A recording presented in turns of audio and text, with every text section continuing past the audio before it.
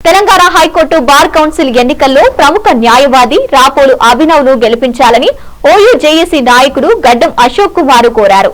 ఈ మేరకు ఉస్మానియా యూనివర్సిటీలోని ఆర్ట్స్ కళాశాల వద్ద రాపోలు అభినవ్ను గెలిపించాలని కోరుతూ కార్యక్రమాన్ని చేపట్టారు. ఈ సందర్భంగా అశోక్ మాట్లాడుతూ తెలంగాణ రాష్ట్ర వ్యాప్తంగా ఉన్న హైకోర్టులో మెంబర్షిప్ కలిగినటువంటి న్యాయవాదులు రాపోలు అభినవ్కు ఓటు వేసి గెలిపించాలన్నారు. తెలంగాణ రాష్ట్రంలో న్యాయవాదులపైన అతి క్రూరంగా దాడులు జరుగుతున్నాయని మండిపడ్డారు. గతంలో కరీంనగర్ లో ఒక న్యాయవాది పైన విచక్షణారహితంగా దాడి చేసి అతి క్రూరంగా చంపడం జరిగిందన్నారు. ఈ విషయంలో అప్పటి ప్రభుత్వాలు ఎటువంటి చర్యలు తీసుకోలేదని ఆరోపించారు. ఇవన్నీ దృష్టిలో పెట్టుకుని ప్రజల కోసం కొట్లాడే రాపోలు అభినవ్ లాంటి న్యాయవాదికి గెలిపించాల్సిన బాధ్యత ప్రతి ఒక్క న్యాయవాదిపై ఉందన్నారు.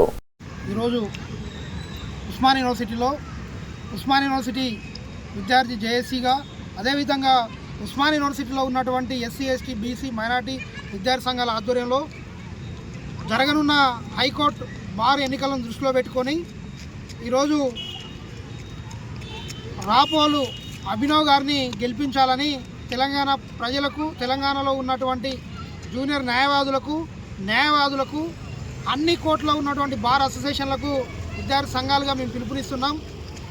ఇప్పుడు జరుగుతున్న పరిస్థితులలో తెలంగాణలో చాలా చోట్ల హైకోర్టు అడ్వకేట్లను అతి క్రూరంగా దాడి చేసి చంపినటువంటి సంఘటనలు చాలా ఉన్నాయి. గతంలో మనము కరీంనగర్ జిల్లాలో ఒక పెద్ద సంఘటన జరిగింది.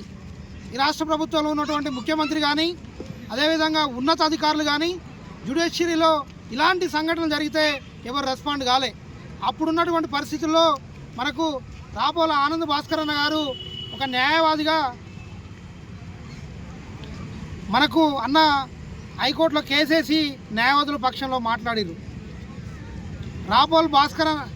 రాపోల్ భాస్కర్ గారు చాలా ఏళ్ళుగా ఈ తెలంగాణలో ఉన్నటువంటి ఉమ్మడి ఆంధ్రప్రదేశ్లో అదేవిధంగా ఎంతోమంది పేదవాళ్లకు, ఎస్సీ ఎస్టీ బీసీ మైనారిటీలకు, అమాయకులకు ఎవరైతే అన్యాయం జరిగిందని చెప్పి చాలా సందర్భాల్లో ఇదే హైకోర్టులో పిలిచేయటము, వాళ్ళ పక్షం నిలబడి ఫైట్ చేయడం జరిగింది.